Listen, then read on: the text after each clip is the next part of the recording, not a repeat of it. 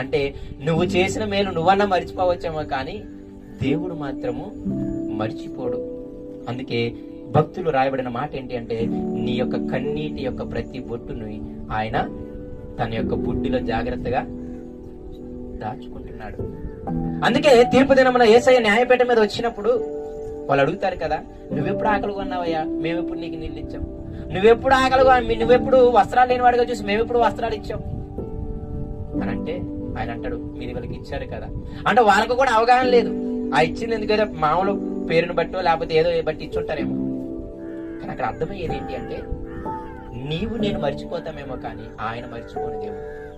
అలాగే చెడ్డ క్రియలను కూడా నీవు నేను మర్చిపోతామేమో కానీ ఆయన మర్చిపోని దేవుడు.